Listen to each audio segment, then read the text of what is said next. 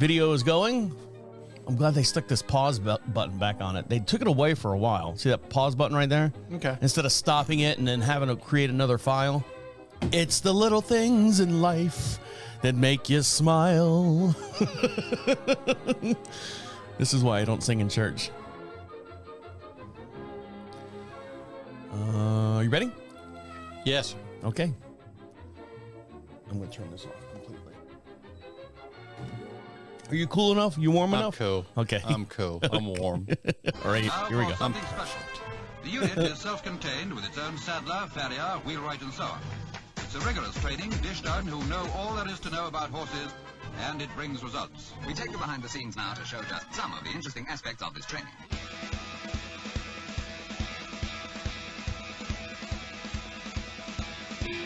Welcome back to Equine Dynamics with Mike Stine, the best podcast to create sounder horses from the ground up. Mike Stine is a registered journeyman farrier with an APUF 1 accreditation. On this week's show, we have pictures of the hoof rebuild that Mike did last week, and also keeping horses in the cold, this unusual cold snap that came through South United States, and also how snowballs affect horses. All this and much, much more will be discussed here on Equine Dynamics with Mike Stine. And over to my far hand side is Mike Stine. How are you? I'm doing good. Travis, how are you doing? I am doing better now. I'm always, something always happens during the week, and then we come in here, I get it fixed, and then we come in here and I discuss what I broke and then what I fixed. Right. It's the story of our life. Yes. It's a revolving door as far as what goes on here. Now, if you need help breaking stuff, call me. I will. And so as we said at the beginning of the show, how this big cold snap, this Arctic front that came through here recently. Did you survive all right through this? I lost water, had a fit and blow apart. A what? A water fitting pop apart. Fitting. Water fitting. Fixed it with, being from the South, you understand how to do things. So we fixed it with a piece of bicycle inner tube. Did you really? Yes, and it's still holding. So, well, there you go. My PVC glue was set up in the can. Just a little gloopy. A little gloopy. So, what we had happen here, I could not fix with an inner tube.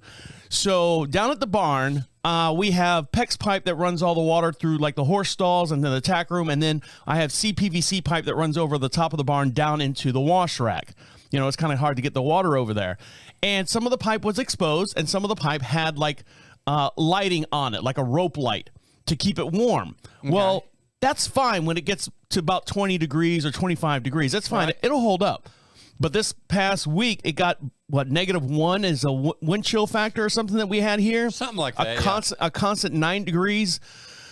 Unfortunately, I didn't know this. So I'm up at the house, and I went to turn on the sink. And the sink is like, it's spitting water out. It's not coming out, fluent. I'm like going, all right, so the pipes are frozen. What do I do? So I walked down to the pump. Like you were telling me earlier, you thought your pump was frozen, and I thought my pump was frozen. And I go down there and I look. I can hear it struggling. Like it's pulling like off the bottom of the well. And I'm like going, well, what's going on here? I just happen to stand up, and the barn is probably about 500 feet away. You would have thought I put a sprinkler inside the barn. There was water just pouring down the wall, all over the place. The whole barn was soaked. Nice. All my CPVC pipe that was in the rafters, insulated, every single one of them snapped. When I say snap, not in half, the long ways, like they splintered. Yeah. And it was just shooting water like it was a festival down there. So what happened was the pump here could not keep up with the water flow down there to also feed the house. So we had no pressure in the house. All the water was down at the barn. So I had to go down to the barn, shut the main off down there, fix all the pipe, glue all the pipe, put it all back together, re-insulate it better. Yes. Who knows if we're going to get, down to 10 degrees here in North Carolina again. But just in case. So I spent the last 3 days gluing all the pipe and taking my time and zip tying the heat strip onto the pipes and all that stuff. So I am good. The barn, we have water in the tack room, we have water in the feeders down there, and we have water in the wash rack. The only thing we did lose is I have a tankless water heater that's outside, and it's in a box of some sort. Right. No, that blew all the pipes in that. But luckily, they're only like $200, so I'll just go buy another one. So, right. So a little propane Insta-Hot down there. The last time we had a Christmas like that, which was probably actually colder, was 1983. Oh, yeah. And you know what I was doing then? What were you doing then? You were a lineman. I was out in the middle of that, in the middle of the night, at 6 below, with the wind below, and trying to get people's lights on all night. You were a lineman. I was still doing line work at that point. Now, in '83, for those you don't know, I'm from Florida. Right. And '83 is the year that we lost our whole entire citrus crop down in Florida because that was part of that freeze that was here in North Carolina. We got like the tail end of it, which actually killed a lot of our orange groves down in Florida. Right. There you go, a little history fact for you. All right, guys, we got a bunch of stuff to get into and lots to talk about. Stick around. You're listening to Equine Dynamics with Mike Stine. He'll be right back. Welcome back to Equine Dynamics with Mike Stine. He was the official farrier of the 2018 World Equestrian Games. And don't forget, for every podcast we do, we have a matching video as well. And you can see me waving to Mike, Mike waving to me. And make sure you like and subscribe to him over there on YouTube. Your numbers, again, Mike, every week, they're going up and up and up. And you can be part of the show by subscribing. And make sure you watch the videos and you can see us acting all silly here in the studio as well. And over to my far hand side, acting real silly, is Mike Stine. How are you? I'm doing good, Travis. How are you doing? I'm doing okay. You're looking good. I'm okay. You know, I'm still looking for a haircut. My wife's got to cut my hair today. I don't know what she's going to do, but she's going to cut my hair. But we got water back in the tack room in the barn down there, which is important because my wife was walking from the house all the way down to the barn with buckets of water. Not walking. We got the side-by-side, but right. The big buckets, we had to fill them up here at the house. So everything's good. Now, unfortunately, this horse right here, we have pictures that we're going to show, and you can see this over the YouTube channel. I'm going to switch screens here so we can all see it and we can all be friends. This horse wasn't doing very good at all. So tell me what we're looking at here, Mike. We're looking at a horse's foot. Yes, that is a horse's foot. Yes, it is. Oops, sorry. And it went away. There we go. Okay, the deal on this horse is, we had done a little probing and scraping, and the horse had some white line fungus, and you can see the cavity up the wall. There you on right there, where that has undermined the wall. And you can get some surface stuff, and you can knock it out pretty easy. But this horse has a laminitic history, so the lamina is a little damaged, and that area is weaker, and it's a lot easier for that fungus to take off up in there. And if you follow that line, look real close, it goes up higher, right in. Do you see that little top of that little line there? Right there, yeah. Yeah. So it's going all the way up into there, and you can't really get to that. So it had been soaked. We had packed it and everything else, and asked that, when it took off up like that, I was talking to the owner, let's get some X-rays, let's see what's actually going on in here. Let's don't, with her history, we don't want to wait to see if the whole foot's going to fall apart, because it will start eating its way around the hoof wall. I've had feet that were much worse than this that we've worked on. And there's another X-ray behind that. Switching X-rays, there we go. Switching X-rays. And on this shot, you can see. Now, this is from the ground up. Ground up or top down. Okay. But you can see where, that's the cracks going back up the wall in the X-ray, and up, right there, that's going pretty far up. And if you look towards the toe, you can see that area where it looks like there's not quite foot there, right? Right.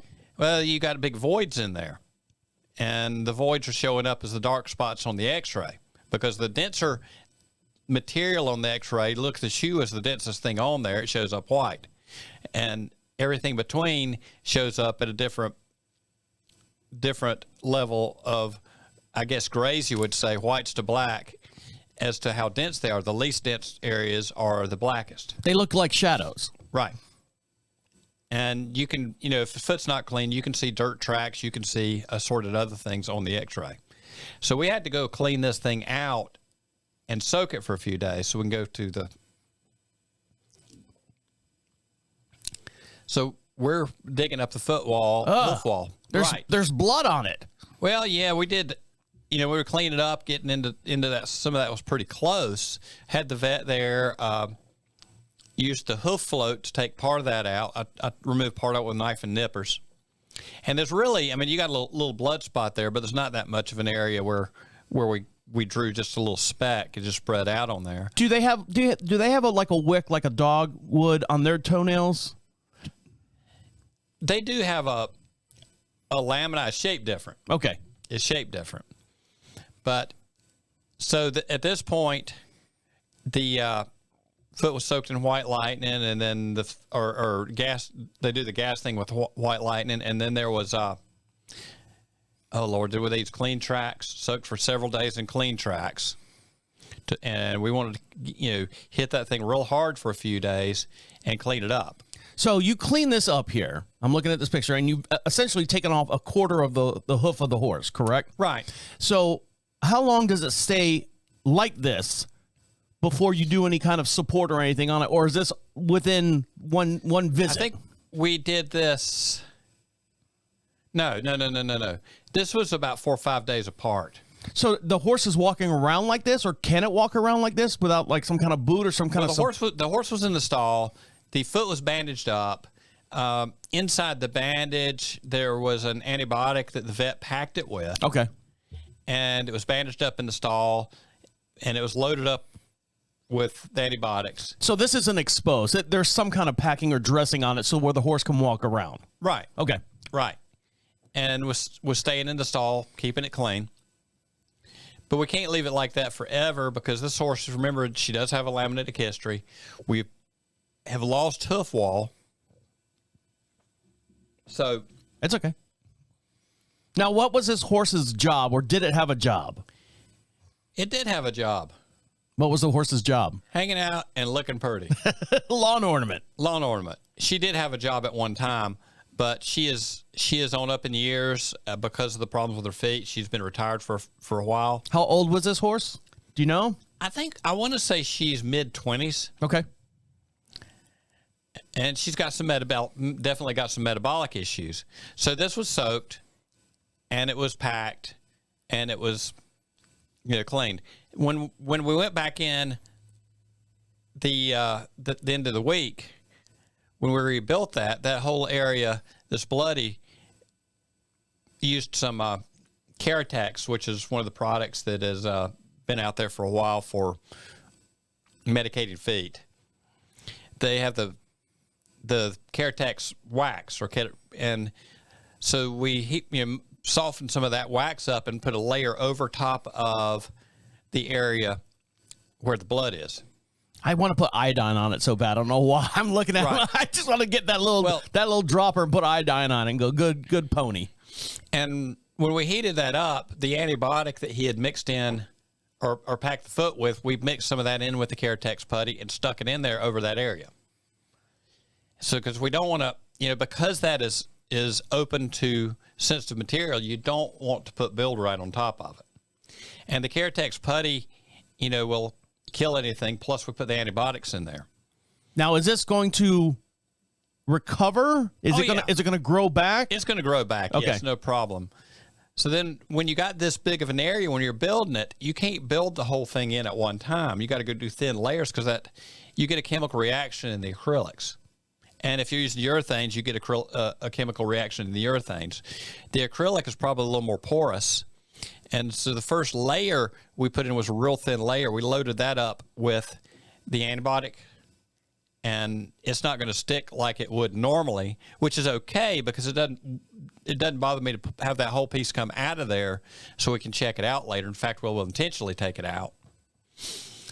We loaded up with antibiotics, put some copper sulfate powder, loaded up real heavy with antibiotics, and put a thin layer across the base of it.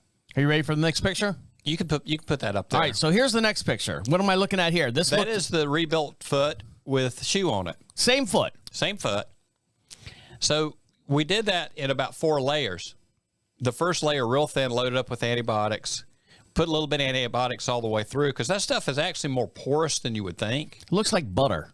Yeah, it does, doesn't it? And, copper sulfate in the first 3 layers. The outer layer, I really didn't mix anything in because we'd covered everything pretty well. On the outer layer for strength, if you can kind of look at that real close around those nails and stuff, you almost see a little bit of a fabric pattern in there. Yeah, almost like fiberglass. Yeah, that's what I was going to say. Yeah, exactly like fiberglass. You know why? It's fiberglass. It's fiberglass fabric. It doesn't lie, does it? So, with that big of an area, just to give it a little more integrity and strength, to hold everything together, there's the last couple layers I worked in worked the acrylic into some fiberglass fabric and laid about three thin layers across that area. And then, you let that set up. And then when we nailed the shoe on like a traditional shoe, the feet on this horse are tending to run forward real hard, and we're always chasing that. So that what is under there is a natural balance PLR. There is a fabric underneath it to help hold the rubber in. Are you talking about this black goo that's on the foot here? Black goo is a fabric. Okay. And for presentation, it probably should have been cleaned up, get better, but that's real world as is happening like right now. Now, this shoe right here looks like an aluminum shoe. It is an aluminum shoe. Called it. Look at me. That is a natural balance PLR, a little tiny one, a little small mare. Pasifino, so that's a little triple alt PLR, and I heated up, hammered out the toe, back the breakover further back on it than where it comes from the manufacturing. Now, why the aluminum shoe over a steel shoe? Why? Yes, I mean, what would be the advantage? I'm thinking light. Well, it is lighter in a lot of ways because you don't want to put any stress on that hoof while it's healing. But what I was looking for was something, you could hammer this out of a piece of straight bar. Mm-hmm. Time and efficiency. I keep a few of these in the truck. I don't use them all the time. It's not an everyday thing, but because I wanted some medial lateral breakover, I don't want torque against the hoof. That's kind of built into the shoe. It's designed to back the foot up, and then the modifications I did to it back the mechanics on the ground surface back a little further. And the other thing, as she walks, she'll wear that shoe off, and where they get happy with the mechanics, they'll kind of quit wearing it. All right, so this is the hoof folded up into your hand, right, and then we're looking at it from the bottom. The bottom. You can see on the front edge where it hammered that front edge, the front down across there. Yep. So that back the breakover up going forward all the way to the back of the web. Oh, I see the material now. It's kind of hanging out, right, kind of ratty-tatty here on the side, but it's almost cellular looking. Yeah, it is. And then I used the Castle product, the urethane rubber, and put it in there just to give some protection from the ground, give some support under the foot, and help stabilize the foot. Now, this clear smoky, is that the rubber you're talking about? That's the rubber, yeah. Okay. I didn't know if it was a bad picture or it looks like actually like frozen ice in there. Right, and I used a piece of material stuck on the top of the shoe as a mold, and there's just a little bit of that stuck in there, and some of that can be a little aggravating to get out. And,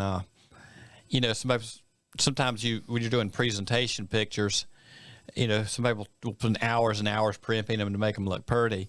I'm sorry, guys, but when I do it, it's hit and roll, and I'm all rolled going to the next thing. So that's the way it came off the ground.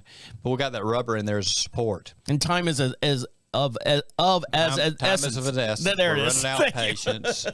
And, she's happy. She's getting around. She's going back out in her paddock and having fun. What's the update on her now? She's walking around sound on it. And this is what, last week you did this? Last week, yeah. Okay, so how much more recovery time does she have on this with that packing and everything? Well, we'll reassess every time we see the horse. Okay, and you should be reassessing every time you see any horse. Right. But, it's going to take probably 6 months for that to grow down. Okay. During that time, we've got, you can only put so much material in with your acrylic and get it to stick real good. And what's loaded in this first layers is probably way past where it's going to stick that good. But on the other end, I want that area as heavily medicated as I can. And on one end, on the other end, there's going to come a point that's going to separate. And I want to be able to pull it back out of there so we can go back in there, probe the edges, and make sure that nothing else is showing up. You don't want to wrap it up and leave it. And so I want that just loaded up heavy enough that it'll be able to pop out easier. The area that's waxed, that whole area is covered over, and the only thing really holding it there is the fiberglass across the top, which you can hit that quick with a rasp and that's gone. But that waxed area is not glued to the foot at all because you have the wax between the acrylic and the hoof. All right, guys, when we come back, we're going to talk about that big cold snap that came through here and what we did with our horses here on the property. Stick around. You're listening to Equine Dynamics with Mike Stine. He'll be right back.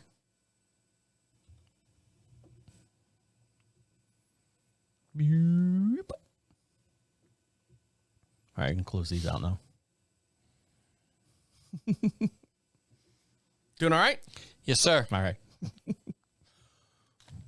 look good. It says you. Yeah. You lie a lot. So I do look good, don't I? Welcome back to Equine Dynamics with Mike Stine. He was the 2017 Eventing Championship Farrier. And if you have any questions for Mike Stine, go over to equinedynamics.com. At the top of the page says contact us. Make sure you drop down the menu. It says podcast. Ask him a question. Make sure you put a return address in there, and we'll send you out some swag if we read it on the air, or just to show you some support for being part of the show. We'll send you out some magnets, some stickers and stuff. Mike's got some new keychains, and he'll send those out to you as well. They're and pretty much gone. Oh, are they really? Yeah. And speaking of Mike, over to my far right side is Mike Stine. How are you? I'm good, Travis. How you doing? Doing all right. So we had this huge cold snap that came through, popped all the pipes down at my barn and stuff. I'm up and running. Mike, you had some problems at your house with some pipes and right. And it made it a bit of a problem rebuilding that foot in that temperature. Oh yeah, I didn't even think about that. So were you in a nice warm barn trying to build that foot, or just trying to keep? It was a very nice barn, but to get the acrylics set, we were having to keep a heat gun going and that sort of deal. So at 10 degrees. Yeah, 10 degrees, a lot of things set up quickly. Now, here's a question that I have. Now, one of my horses is clipped. So we have blankets on that horse. Right. And the horse, Dominique, that's here on the property, the mare, she's not clipped. But my wife still puts like 2 blankets on her, which is fine. But here's the thing. I always look at a horse with a blanket on, and if you are an eye or cold, you put a hat on, you'll put some kind of face mask on if there's wind, you put long Long John stockings on your legs. On a horse, you only cover the main part of the body. Right. Well, why wouldn't you? Isn't there like a toboggan that you can put on their hat and wrap their feet? I mean, are we worried about? That's something you can make. They do make some hoods that cover their heads if you want to. But I mean, traditionally you don't. Traditionally you don't. Okay. Maybe I've got something there. Maybe I've got a. Maybe you might be able to come up with something. I'll get them with little bunny ears or something on top. So tell us what we should be doing in this unusual cold snap that we had here in the Carolinas. Well, I'd say for sure with your older horses, you probably need to pull out some blankets. You definitely need to put some more groceries in front of them. If they're not blanketed, they're burning calories to stay warm. So they're probably going to need more hay. And another deal is keeping them drinking water. Because during those cold snaps, they slow down on drinking water. You'll get some impaction colics, and we don't want to be dealing with that at 10 degrees. But Mike, I've got the water troughs out there, and they're frozen solid. Yeah. I don't have a heater out there. You know what? Actually, I did. I built a box, like a light box, Right. and put an incandescent bulb underneath it, and then set the water trough or the round bucket on top of it. You know, the big 55-gallon drum bucket on top of it, so it would heat it up from the bottom. Now They make heated buckets. I'll tell you, I've got a floating trough heater. They make some that you can put in the bottom of the trough. It's not something that we're going to need that much here, but you know, what I've seen is keeping your water up to about 40 degrees, and they'll probably drink okay. And you know, adding a little salt in the food makes them a little thirsty, but they've got to keep drinking. See, my problem is we don't have, if we put the floaters in there, any kind of heater inside the... Somebody will pull it out and play with it. They pull it out, they play with it, they bite. I'm worried about them biting the cord and snapping, and now I got a barbecued horse out there. But so we have to figure out other ways. And I've seen all the things on YouTube where you take a gallon jug, fill it full of water, and then add salt to it, because that won't freeze. And then you put that in the trough and let that float around and keep the water moving. But with this last cold snap... Every day I'd have to go out there, and it was easily 1.5 inches of ice you're on have to keep top. chopping ice.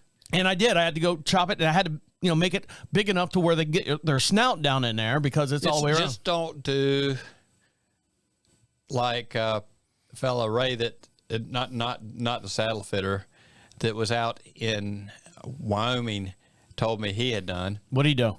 He was out chopping an ice on a trough one day, great big 750-gallon trough, 6 or 8 inches of ice on it.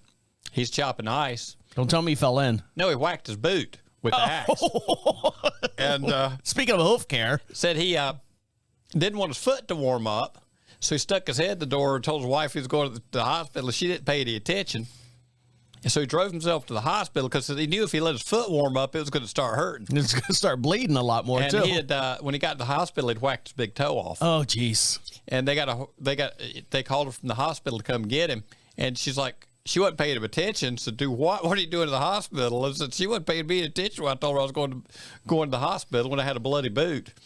No, don't injure yourself chopping ice is the moral of the story. They call him Tommy Two Toes now? Right, something like that.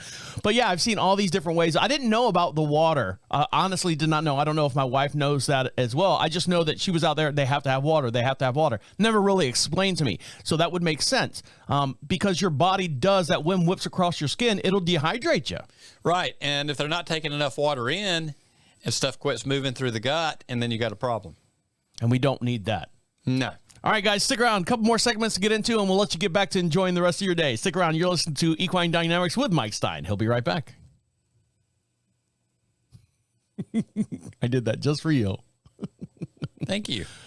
You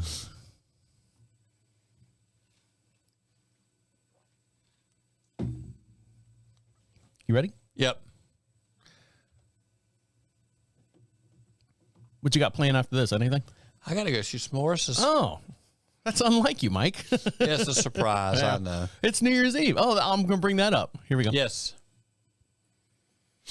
Welcome back to Equine Dynamics with Mike Stine. If you'd like Mike to come out and do a clinic at your event or at your location, Mike will be happy to do a clinic out at your place. The way you get a hold of him is go to equinedynamics.com. At the top of the page says clinic, and Mike will schedule you for a clinic at your location. And over to my far right side is Mike Stine. How are you? I'm doing good, Travis. Now, it's New Year's Eve. Yes, so you got big party plans for New Year's Eve? Oh, yeah. I plan on being flattened out by 8 o'clock instead of 9, just to be opposite and backwards. Are you going to, do you have anything to do after the show today? I do. What do you have to do? It's amazing. I'm going to go shoot some horses. On New Year's Eve, you're going to go. New Year's Eve. You're going to go shoot horses. I'm going to go work on a couple of horses. You got to put one of those. You have to show up with one of those funky glasses where it says 2020s, and there's somehow they figure out how to put your eye holes on them, and you have to have your little party hat, right, and your little kazoo that goes, whee, and the little at the end. And I'm sure the horses would love. Oh, they would. They would. I think I should do that every time I go in the barn. Yeah, they'd look at you sideways and take off running. Now, we did not have here.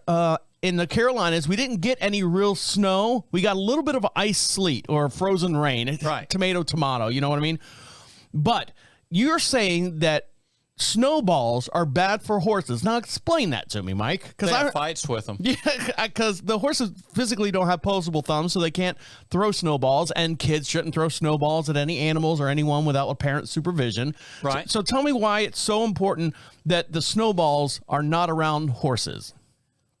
Well, Well, you know how horses play sometimes. Yes. But have you ever seen these horses that have been walking in ice and snow and it packs in the shoe and they end up with a big ball in the shoe that sticks well below what's normally on the ground surface? Does this happen also if they get a lot of mud and stuff? They'll clump mud underneath their foot as well? A similar thing. Okay, so it can happen. It can happen with snow as well. Yes. Okay. It will pack in there.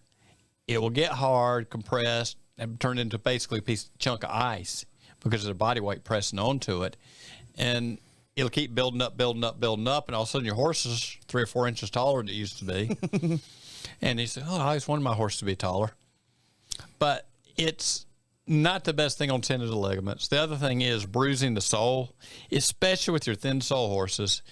There have been some things done over the years. I've heard people using spray Pam on the bottom of their foot as a temporary thing that might help. I've heard people using Crisco, WD-40, everything else to try to get them to not attach. They also, in other parts of the country, you're going to see people putting on what they call a snowball pad. I was going to say, do they put some kind of boot or some kind of galosh on the horse's feet to keep them from packing? You can probably put galoshes on there if you want. I won't, but No, but they do make a rim pad that has like a piece of round tubing around the inside that gives, and that will create, when it packs in there, for it to fall out instead of wedged into whatever you have put on the foot. Right. And also you have some that are flat that have like a bubble that pushes down towards the ground, and it doesn't allow it to build up in there enough to stay. So it's constantly moving around underneath the foot to kind of shake the snow loose. Right. Normally in this part of the country, we're not going to see much of those. It's not something that my local supplier really carries. I can get them if need be, but it's going to take me ordering them from somewhere, probably further north. But and to plan that with a snowstorm at the same time. So if it's a 2-week delivery and we got a snowstorm in a week's time, well, it's a done deal. You just got to do something to help out their feet. You know, the problem is with a thin-soled horse, you pack that snowball in there. It's like having a big rock crammed in their foot, because it lifts them off of the ground instead of the weight being carried by the perimeter of the foot. The wall, which is supposed to primarily carry the weight, the sole can take some weight, but it's a passive load. Then you pick them up, you put that ball in there, and then you put the load onto the sole, and that ice gets hard and packed, and you can bruise feet. And that's not a good deal. So are you recommending that you would pick the feet a little bit more than normal? Like if they're constantly walking out there in a snowy field? Probably so. And when you pick them, if you don't have anything else, you can take your can of Crisco or spray Pam and see if that will keep them out for a while. That's going to be a temporary fix if it works. I don't know that I've ever really done it myself, but I've had plenty of people tell me that does work. And for a day or two, you could probably get by like that. In this part of the country, that's about the most we're going to see. Normally, we're not going to see, it's going to snow and the next afternoon it's gone, right? Right, usually. Now, in up Northland, they get snow and it stays. And it stays for a very long time. Right. I had a horse that had to ship north here back around Thanksgiving that I had some flat plastic pads on the truck that I put on the horse all the way around because it was going into snow where they were going to have snow for a while. And they wanted snowball pads on, and I found out when I went in the barn, I was like, well, this is about as close as I can get. And I shot a soft rubber, the inside of it. Same type of rubber that we had on that horse that we resected part of the foot, but there's a softer version of it that we put under the pad. That way you got some springy, cushy stuff in there, and I got their feather pillow between the foot and the snow, and hopefully that was enough to keep her feet happy enough. So going back to the Pam spray, Mike, I would think that you, because you're so worried about bacteria, you're so worried about something in there, if you spray Pam on a foot not knowing that there's a cut or some kind of groove, I'm just talking the average horse owner, I'm gonna spray Pam on my horse's feet, but not knowing that Pam could get into a crevice and cause more damage or start damaging. I would just, my personal professional opinion, for what it's worth, I wouldn't do Pam in there. Okay. Well, does that make sense? Sure. That I guess it does. I hadn't thought about it as hard as you have. I got nothing else to do over here. You could hit some thrush treatment in there if you wanted. You got to, in this part of the country, that's going to be a real short-term temporary thing. And you're probably, most feet are probably not going to have any kind of open wounds in them. So I don't know there's a completely great answer. Some horses, if they're not working through the winter, some of them will go barefoot through the winter. Some horses are barefoot anyway. But barefoot horses, when you have ice balls and all that kind of stuff, can bruise up their feet on them. And if you guys have had any kind of home remedies as far as keeping snow off the bottom of your horse's feet from compacting and stuff, email Mike over at equinedynamics.com. There's a little section that says contact us. Let us know what you have or what you tried and that works well for you. We'd like to hear it from you. I do have some people that I work for that have a good remedy for it. They go to Florida for the winter. Yeah. Do they bring the horses with them? Yes. Do they really? Must be nice, traveling with the whole family. All right, guys, stick around. One more little segment, and we'll let you get back to enjoying the rest of your day. You're listening to Equine Dynamics with Mike Stine. He'll be right back. Come back and do what we learned and wrap it up? Yes. Does that sound good? What are you smirking for over there? Huh? I don't know. I won't say it. Do you want me to say it? I'll stop saying it if you want. You want me to stop saying it? I'm gonna hear it now. I'll stop saying it. Okay. We'll live through it. Now I got to figure out what to say at the end then. I don't know what to say. It's the end. We're done with you. Dun, dun, dun, dun, dun. All right. Welcome back to Equine Dynamics with Mike Stine. He is now a licensed thoroughbred farrier as of this year through the Kentucky Horse Racing Commission. And if you'd like Mike to appear at your event or any clinics at your establishment, make sure you fill out that little form at the top of equinedynamics.com. And Mike will pencil you in, get out there and be part of your event that you've got going on. And if you'd like to follow him on Facebook, search Equine Dynamics on Facebook and also YouTube as well. For every podcast we do, we have a matching video. You can see all the me waving to Mike, Mike waving to me, and all the pictures that we showed about the X-rays at the beginning of the program. Over to my far right side is Mike Stine. How are you? I'm doing good, Travis. I'm doing all right too. Good. Not that you never mind. Yeah. All right. So what did we learn today, Mike? The hoof rebuild that you did last week. And I'm going to switch cameras here so people can see that if they missed it at the beginning. And here we go. So what did we learn about the hoof rebuild that you did last week? If we've got fungus showing on the top, like your white line, which can be many different things, sometimes it goes deeper and you need to take care of it. And it's a good idea if you've got it, you think it's going deep, to get a set of X-rays, then you can see where it goes. When you're rebuilding the foot, you medicate everything, you clean it up as best you can, and you got to be very slow and methodical with your rebuild, not to cause damage with your build material. And switch cameras. And keeping your horses warm in this cold snap that we had here recently in the Carolinas. Yes, there's a whole debate about blanketing and not blanketing. You know, you can check them with a thermometer and see what temperature they are blanketed or not blanketed, I guess. There have been people who have actually done that with studies. My wife, when it hits 45 degrees, she'll put a single blanket on. She's got a sheet and she's got a blanket. Right. And if it gets below 45 or if it gets around freezing, then she'll do the heavy blanket. And then if it gets below 25, she'll do the blanket and the sheet at the same time. So there's some kind of math there somewhere. Right. I've got friends in Florida that if it gets below 65, they'll put a sheet on the horse. Yeah, that's probably a bit much. But they're going to, when it gets cold, you need to get hay in front of them. You need to make sure they're drinking.